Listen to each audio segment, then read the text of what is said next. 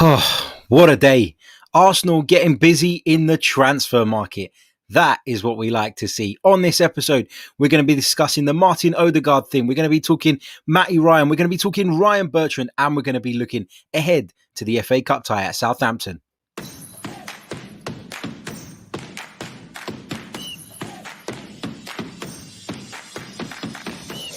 You're listening to the Chronicles of Gooner, the Arsenal podcast. I'm Martin Tyler, and you're listening to Harry Symeou.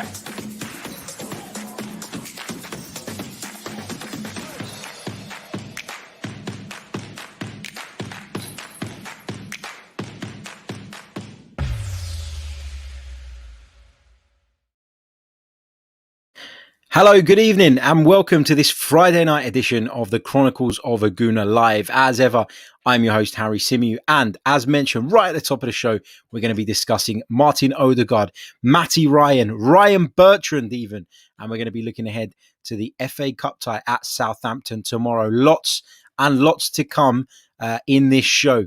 We did do a stream a little bit earlier on when the news broke regarding Ødegaard, or a little bit after that.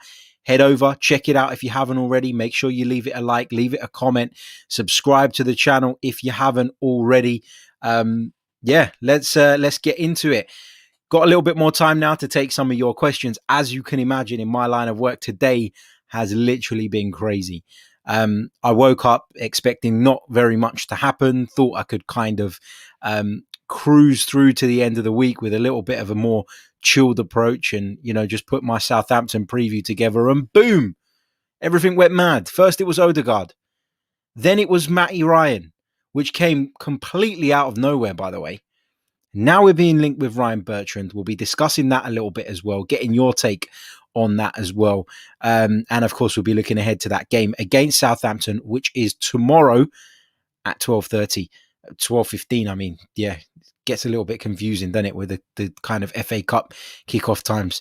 They're not in line with the normal Premier League ones, but that game takes place tomorrow. We'll be doing a live watch along for that, just like we did for the game against Newcastle. It brought us good luck the other night. Let's hope it does the same tomorrow. So come and join us for that. We'll be going live 15 minutes before kickoff. So stay tuned for that one. Right, let's have a look at what some of you guys are saying in the live chat. Big hello to all of you. Thank you for the love. Big hello to Gert, who says, Harry, over schoolwork. Yep. Always, mate. Always. And of course to Tofo, who says, like, share, subscribe. You guys know the drill by now. Anyway, right. I know we talked about it earlier, so I'm not going to bore you by going over the same stuff, the same details.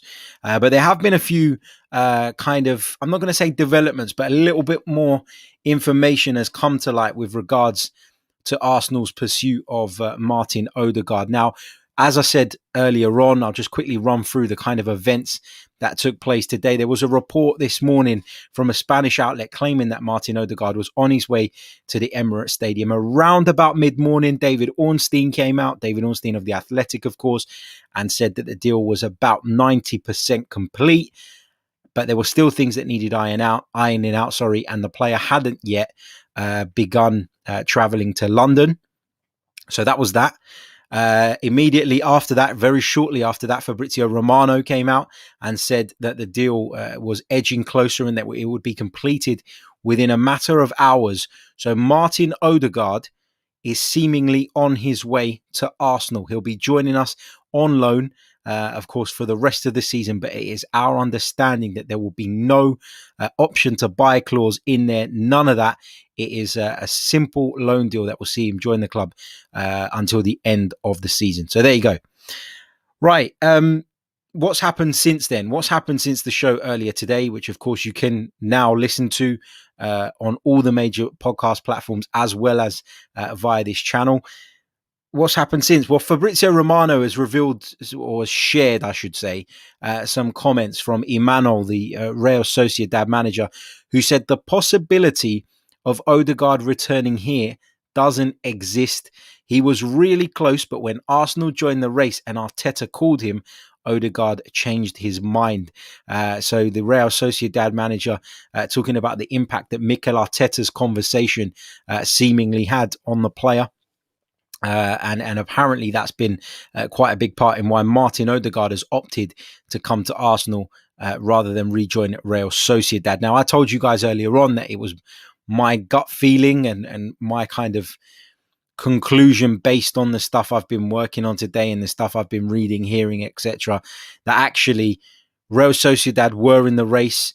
Arsenal came in and stole a march on Martin Odegaard, but it was a lot to do with the fact that Arsenal were more willing to offer favourable terms to Real Madrid, i.e.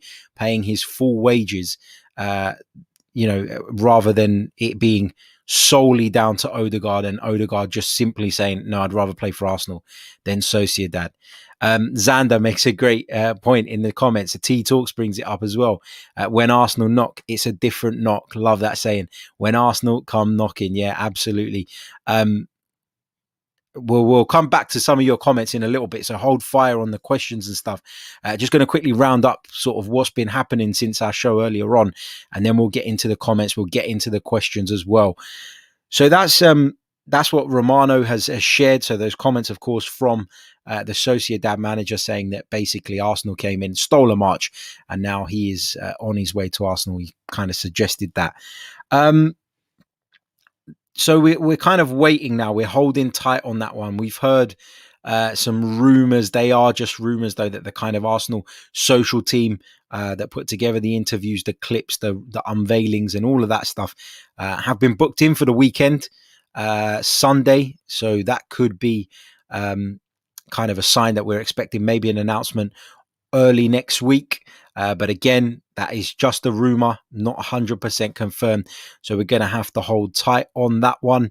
So yeah, Ødegaard looks as though he's on his way to Arsenal. I'm not going to get into the kind of same stuff we discussed earlier, but as I said, I do think it is a perfect fit, and I do think the fact that he's coming with a point to prove gives him the right motivation to succeed at this football club, albeit in the short term. So very much looking forward to welcoming Martin Ødegaard to the Emirates Stadium.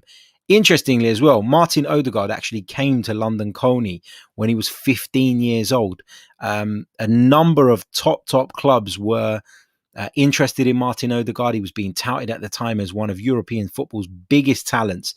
And Arsenal were one of the clubs that made contact. Arsenal were one of the clubs that invited him to the training ground. But when Real Madrid come knocking, and to go back to that phrase, when Real Madrid knock, it's an even louder knock. And he ended up going there, understandably so. Out of the blue as well today, Arsenal confirmed the signing of Matty Ryan. He's a player that some people had talked about in the past as someone who could potentially come in and fill that number 2 spot. But I don't think any of us expected the deal to be done just like that. I've got to be honest, I certainly didn't. There was no build up to it. There was no strong speculation. There were no strong rumours. At no point was there any indication actually for us looking in that this deal was going to take place.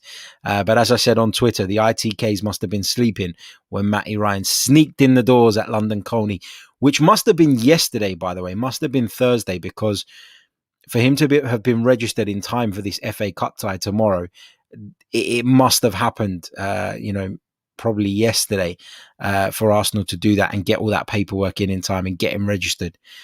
Will he play tomorrow? I don't know. We'll come on to that in a little bit. We're going to look ahead to the game against Southampton. So keep your thoughts on that one in the back of your minds as well. And we'll discuss that in a little bit.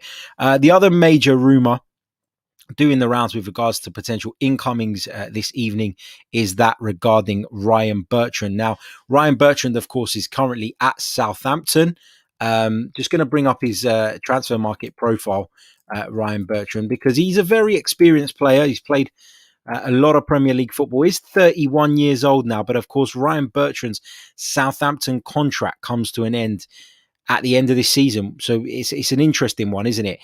Now, he's made 17 appearances in the Premier League for Southampton so far.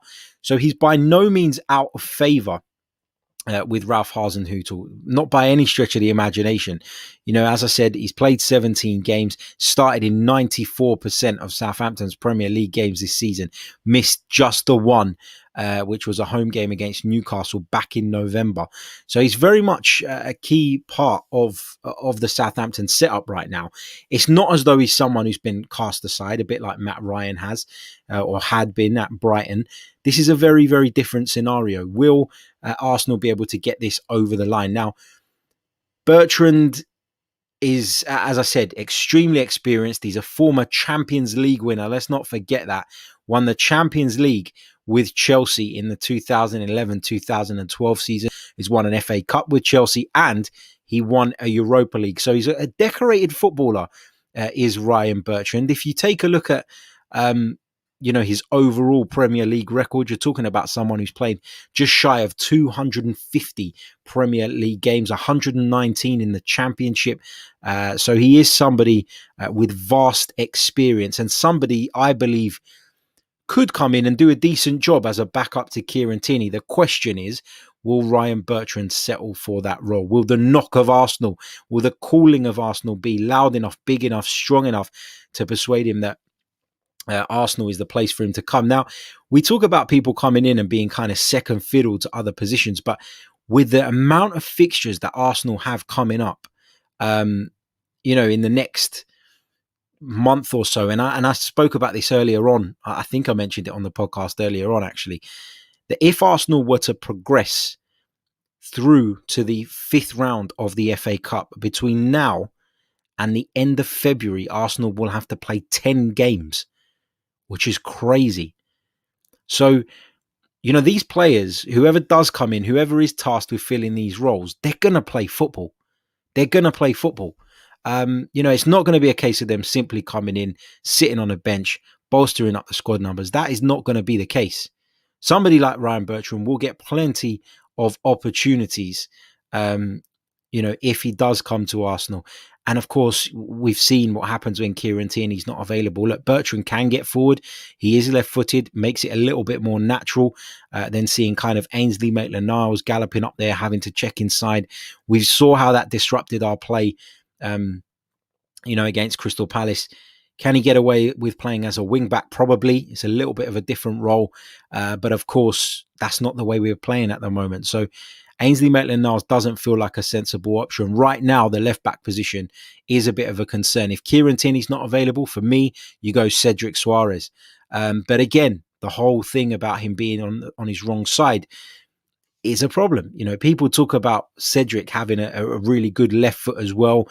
I'm sure he's got a decent left foot, but, most footballers, have a strong side. And the difference might not be as great as it is in some others, but there is a difference. If Ryan Bertrand was to come in, put Ryan Bertrand to a side for a minute. We'll come back to that when I get your thoughts on it. But in terms of the homegrown issue, which is a big problem at Arsenal at the moment, even with Matty Ryan coming in, who of course counts as a homegrown player because of his English kind of heritage and the fact that he's got English citizenship as well as Australian, we still need one non-homegrown player to leave the club. Now, the players that are kind of being linked with going away are Alex Runarsson on loan. That is a possibility. And a lot of people are talking about Shkodran Mustafi, although I don't personally think he'll be going anywhere during this transfer window. There's been no indication that any deal is close that would see Mustafi move on. So we'll have to wait and see. But yeah, one non-homegrown player will still need to leave the football club, which is interesting. That's according to James Benge, of course, friend of the show. Just being informed in the live chat that the AFC Bell, obviously a very reliable account of all things Arsenal, has been tweeting, and he's been tweeting about Fowler and Balogun. So let's have a look at what he's had to say. He says a source close to Balogun's contract renewal negotiations says the player is open to staying. This option is still on the table despite the interest of a large number of clubs. Negotiations are still going on, and the player imagines staying in the club if they decide to meet his demands. We will see what results come, what the results are in the coming days. Doesn't really give anything away, does it? It just tells you. That the negotiations are still going, and the talks continue. The offer's still on the table, but we still not got a conclusion on that.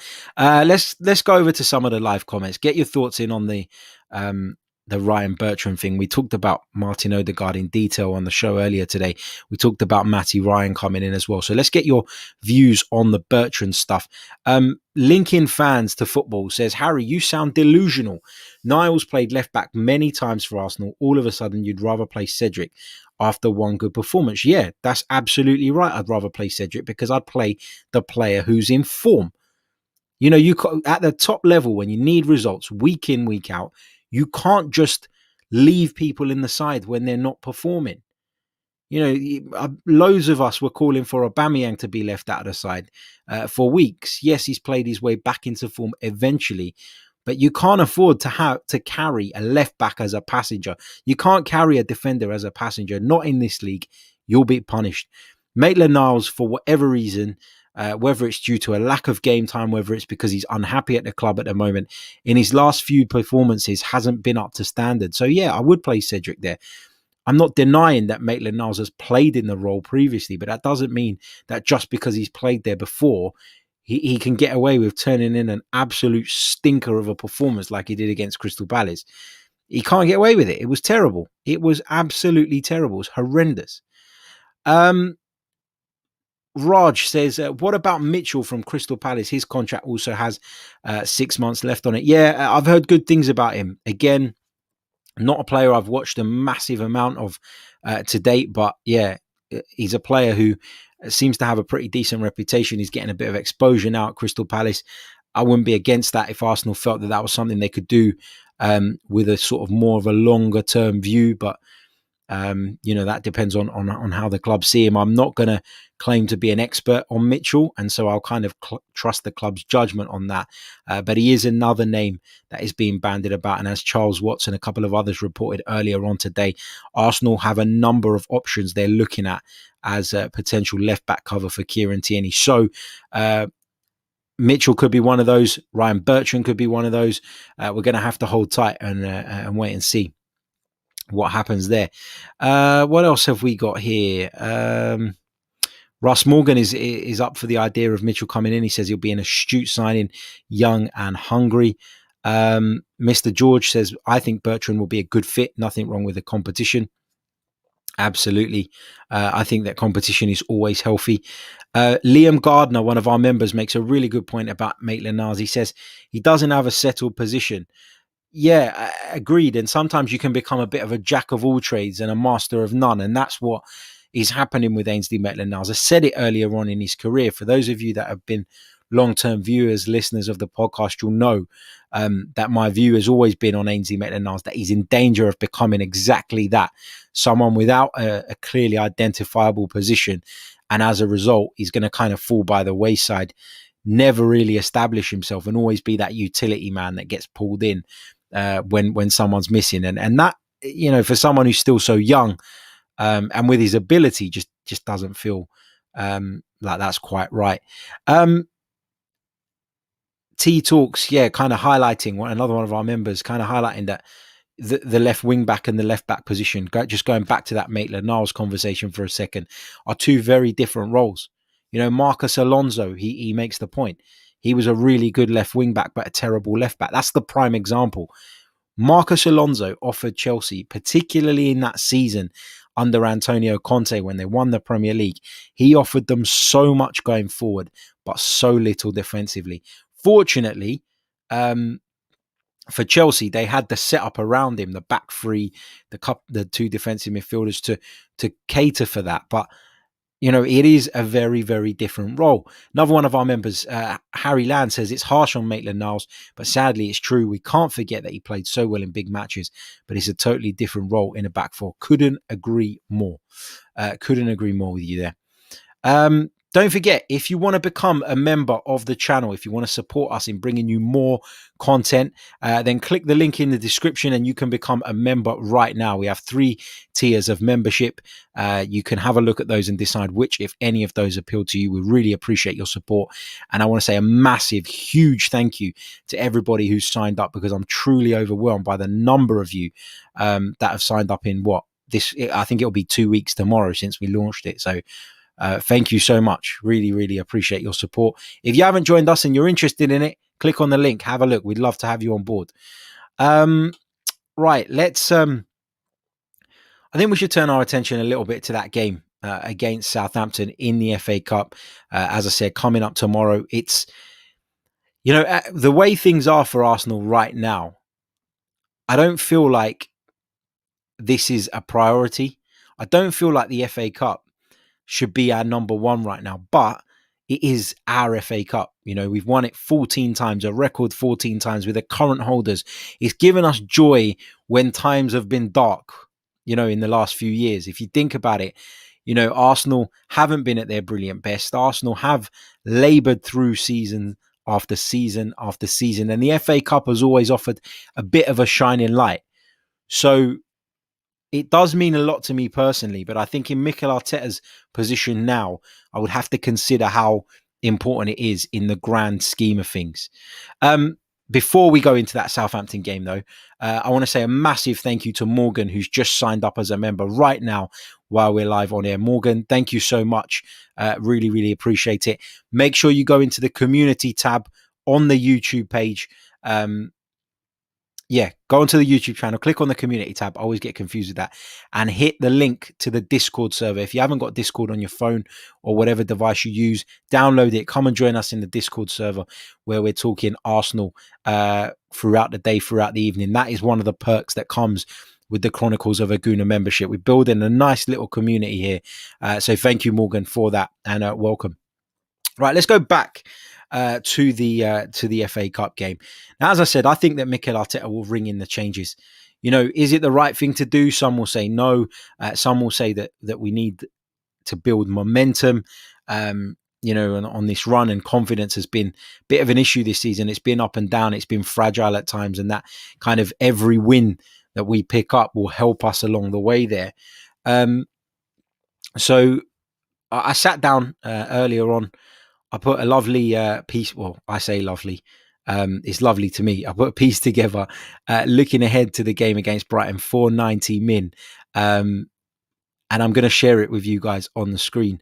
So here we go. Let's have a quick run through this. Arsenal travelled down to the south coast, of course, to take on Ralph Hasenhüttl's Southampton. Talked a little bit about the last meeting between the two clubs.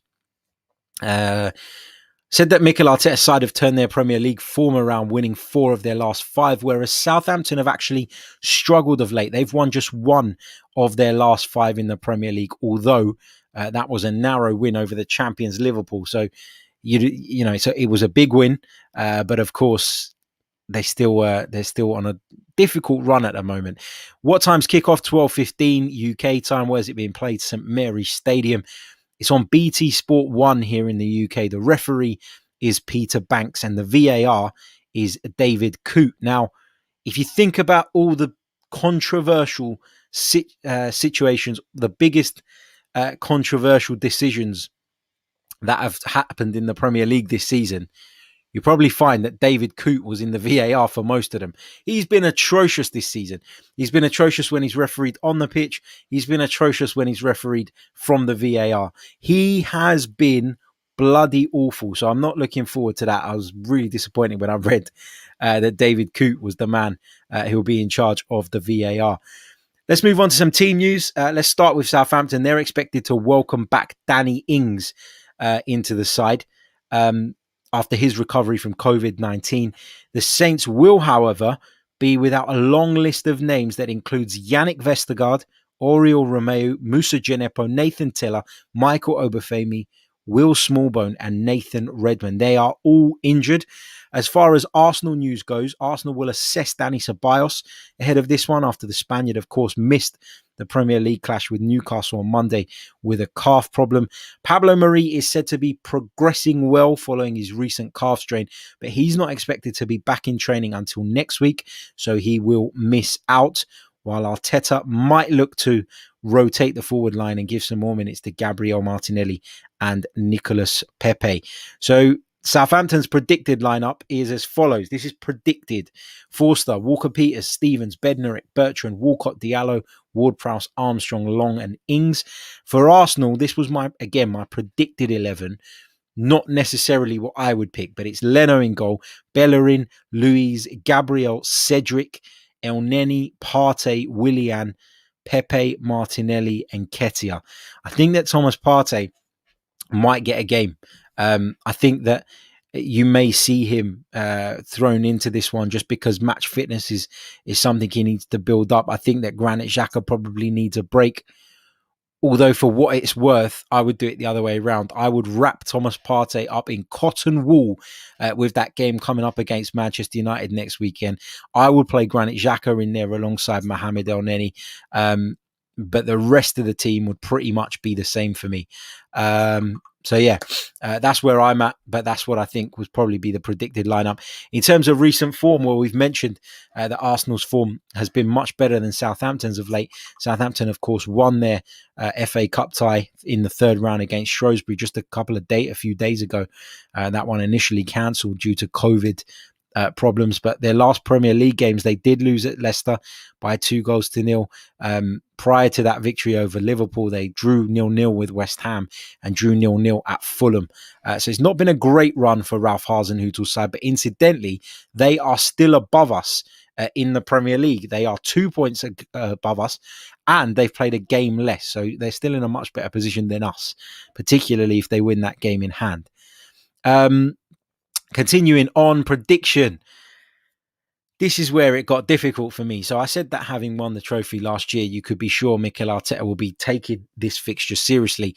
However, given the upcoming run of fixtures, which, as I said, includes a game against United, trips to Aston Villa and Wolves, a two-legged affair with Benfica in the Europa League, and the visit of Manchester City, I think he'll almost certainly make a number of changes. Now, how much of an impact will that have on Arsenal? I think it will disrupt their flow. I also think that in James Ward-Prowse, Danny Ings, Theo Walcott, Ralph Hasenhüttl's side have got plenty of goal threat of their own, and I think they certainly have the tools to dump us out of the cup. Now, you're not going to want to hear this. You're not going to like this. A lot of people are going to disagree with this, but I actually think that we're probably going to get beat at Southampton tomorrow. It's not me being negative. It's not me digging at the club. And to be honest, if we did get beat, given the number of fixtures we've got coming up, first of all, by going out of the competition, you reduce that 10 fixtures I mentioned to 9 because there'll be no fifth round tie. It just feels like Mikel Arteta has no real choice right now but to make changes. And those changes, I fear, are going to disrupt our flow. They're going to disrupt our fluidity. And when you're talking about the likes of Nicolas Pepe coming in, who just hasn't done it this season. You're talking about Willian coming in, another player who it hasn't quite worked out for just yet. Will it ever come good? I don't know. We'll have to see. But, because of all of that, because of the players that are coming in, that are likely to come in, that I think are going to come in, it's hard to it's hard to be confident that Arsenal are going to go to St Mary's and win this one. It really, really is. Southampton are a really good side. Yes, they've had a bit of a blip lately, but in terms of the progress they've made under Ralph Hasenhüttl overall since he took over the club, it's been really, really good. It's been really, really impressive. And they've got players who on their day can hurt you. So I expect Southampton to make some changes. But I think there will be less changes than what Mikel Arteta is going to make. And for that reason, because I feel like Arsenal's ebb and flow will be disrupted as a result of that, I actually predict a narrow Southampton victory. Get your predictions in the comments. Let's have a look at what some of you guys are saying ahead of this one. How are you feeling about it? Get your predictions in, get your questions in. We'll have a little blast through those as well before we wrap up Um, Game Solar says, there live not three good men unchanged in England, and one of them is Harry Symeou. Thank you, mate. Much appreciated. Gooner points out that we hit 11.5k YouTube subs. Yep, that's absolutely right. I said to you guys earlier in the week when we were on about 11,300 that we wanted to hit that 11.5k mark as soon as possible. So thank you for that. Your support has been incredible. But now it's time to turn our attention to getting up to 12k subs. So that's the next target. So if you haven't subscribed already, because I can see from the analytics that 45% of you that watch our videos on a regular basis are not subscribed to the channel. So why not get subscribing? Right, let's see what you guys are saying. Let's first of all, let's pick up this question from Mr. George, give you guys a bit more time to get your predictions in. He says, Harry, would you start Ødegaard straight away, or do you keep Emil Smith-Rowe in the starting 11? As I mentioned with kind of the whole Bertrand situation, the goalkeeping situation, I think there are enough games, more than enough games for both of them to get a fair crack at the whip. Ødegaard, is more of a ready-made player, if that makes sense, and I know he hasn't had much game time at Real of late, but of course he enjoyed a very good season in La Liga with Real Sociedad last time out. So Ødegaard is more developed. Emil Smith-Rowe has all the talent in the world. I really do truly believe he'll go on to be a great player, but I've expressed concerns about a number of issues with him, his fitness, the fact that he is so young, the weight of expectation that seems to be on his shoulders. I think it will be good for him to share that burden. So for me, you just rotate them. You just give them both as much game time as possible. You try and keep them both as fresh as possible, and you let them compete for that spot. Omar says, this is the first time I'm hearing Harry predict a defeat. Yeah, I don't do it often. At all, which is why Shubam's comment where he says, you are one negative guy, Harry, is completely off the mark. You're seeing it in the chat, mate. I don't often predict an Arsenal defeat. But as I said, I think there'll be a number of changes. I think it will disrupt the way we play. It will disrupt the flow.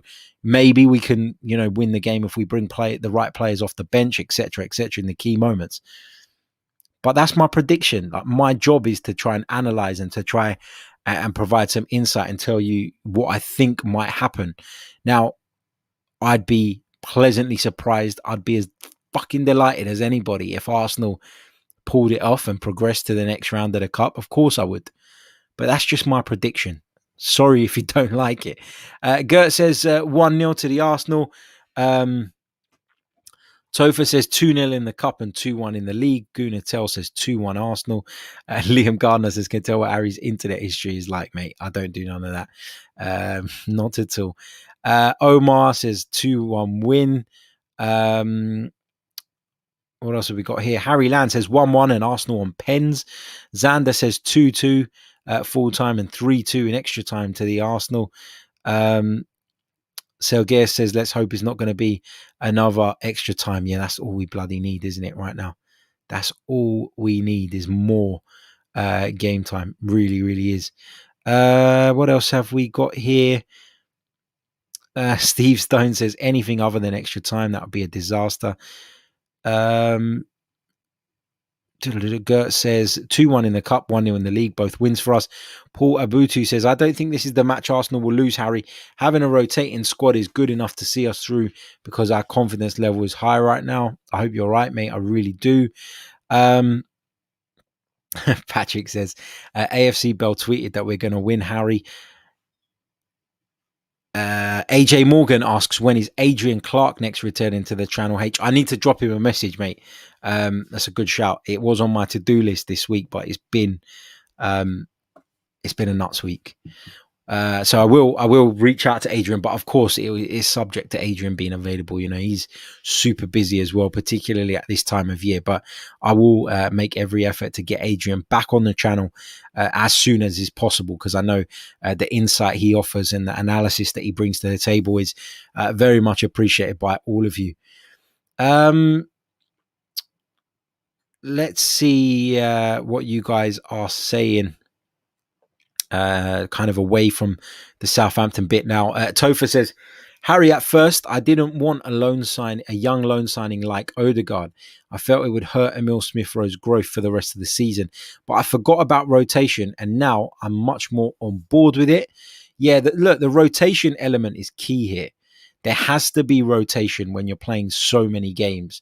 So I wouldn't worry too much about Emil Smith-Rowe at this point. Emil Smith-Rowe is still developing.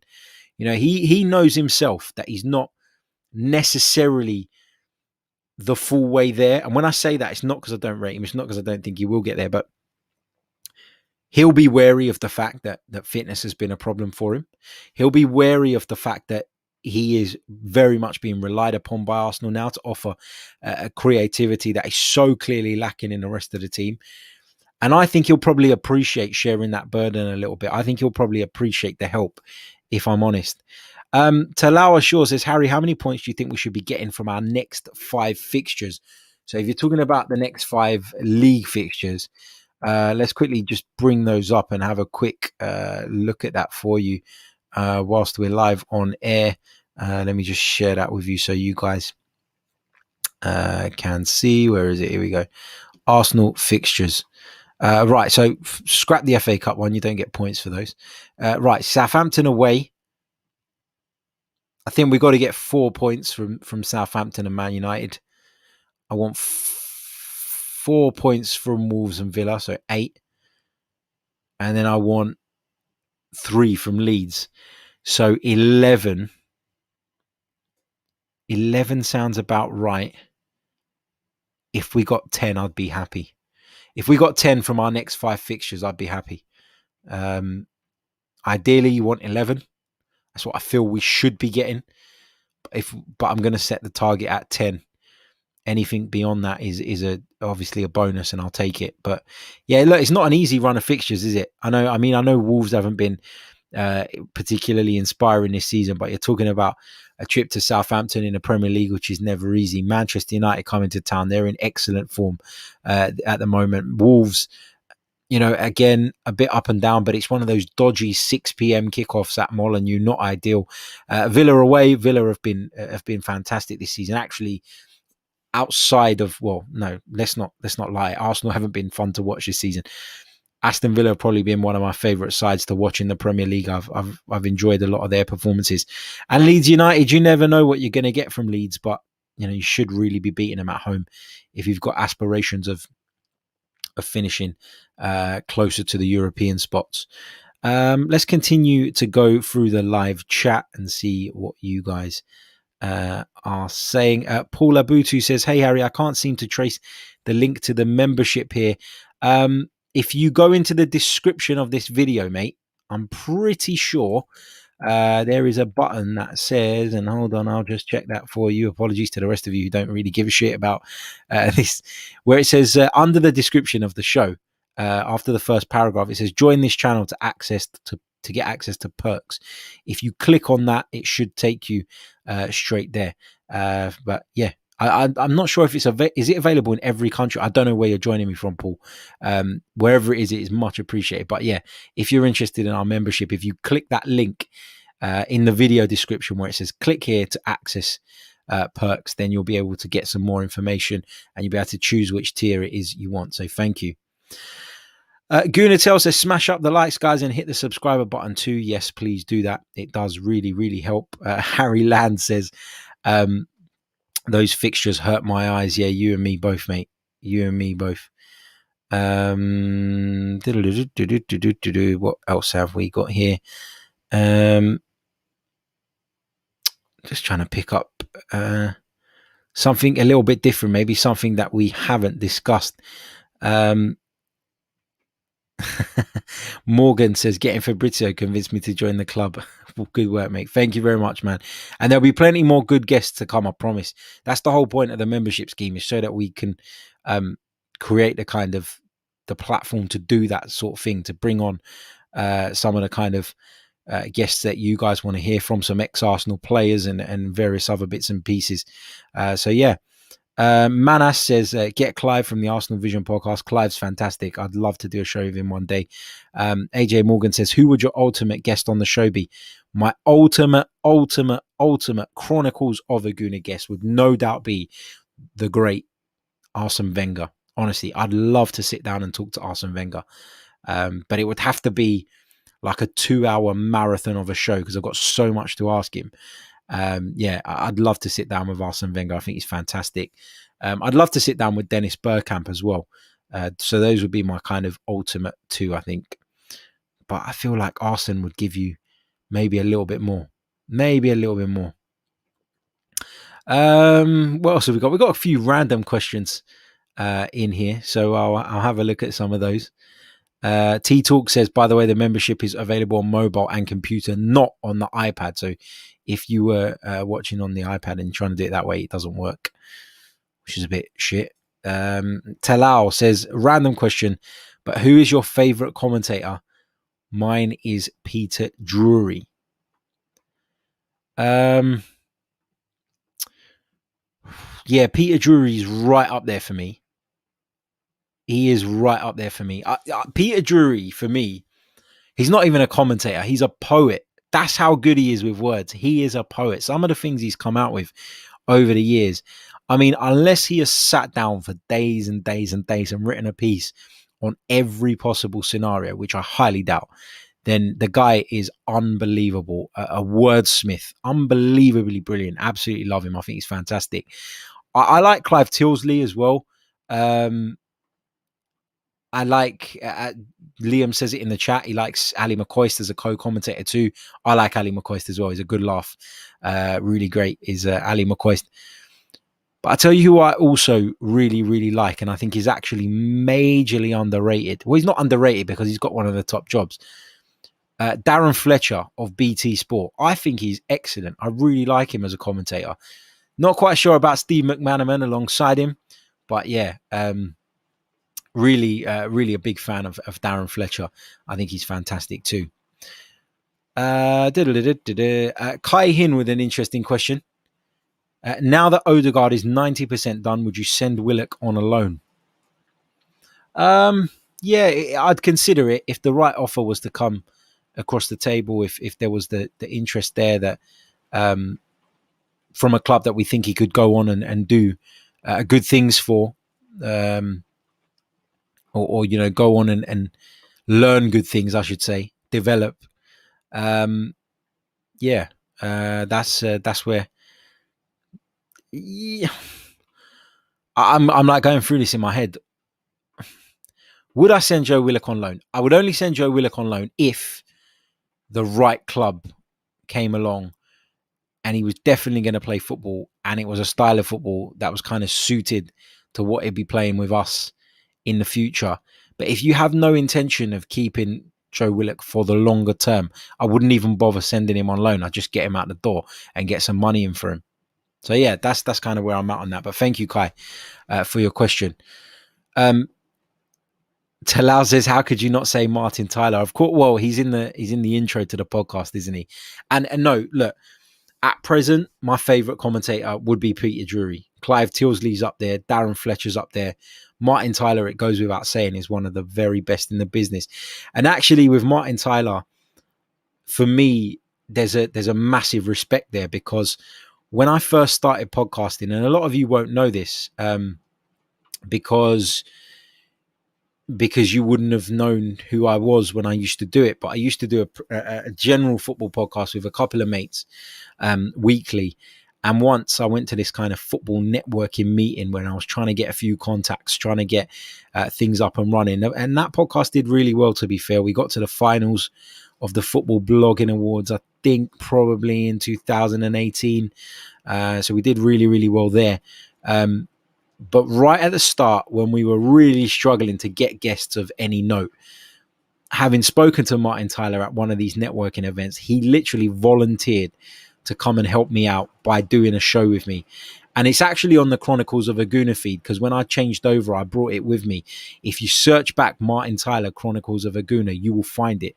One of the very early podcasts I've done. So when you listen to it, you're probably thinking, well, I'm a little bit like shy here, a little bit different to how I do him now. But yeah, Martin Tyler was incredibly helpful. And for that, I'll always respect him. And of course, we got the little jingle at the start of the show as well. So yeah, no, Martin Tyler is an absolute legend, not just as a commentator, but as a man as well.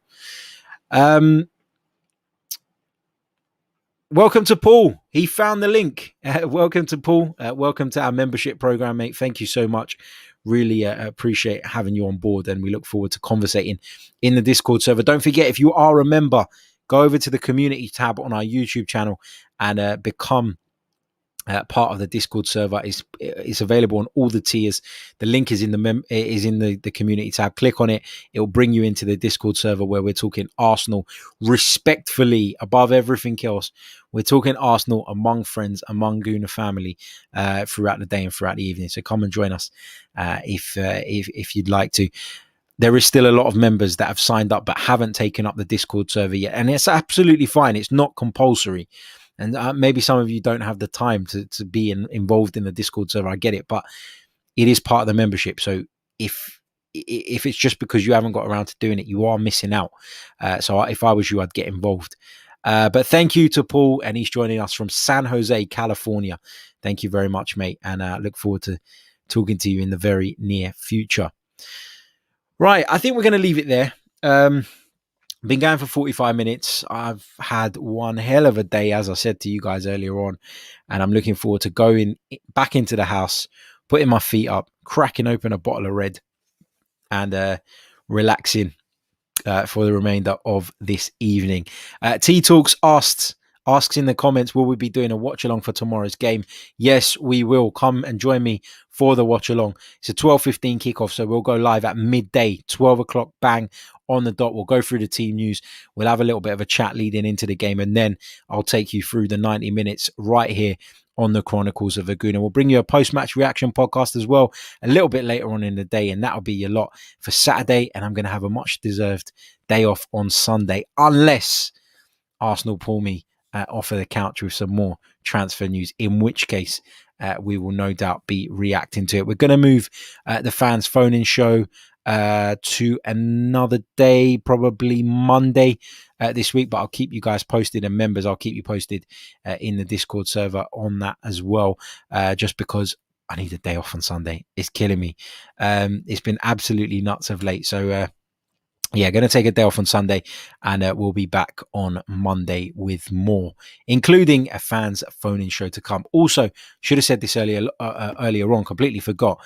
If you are a member and you want to put some questions to me for this week's Q&A, get them into me via the Discord service. If you know how to, send them to me as a DM on Discord, because then I don't have to go through the whole conversation to dig them out when I come to recording the video. But again, that video is going to drop on Tuesday. So you've got a few days to get your questions in. And I'm very much looking forward to taking them. Don't forget, they don't have to be Arsenal related. They can be football related. They can be personal. They can be whatever you want.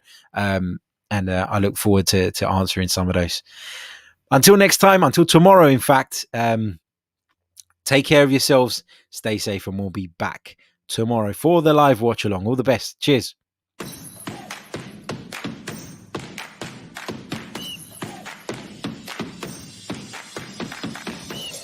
You're listening to the Chronicles of Gooner, the Arsenal podcast. I'm Martin Tyler, and you're listening to Harry Symeou.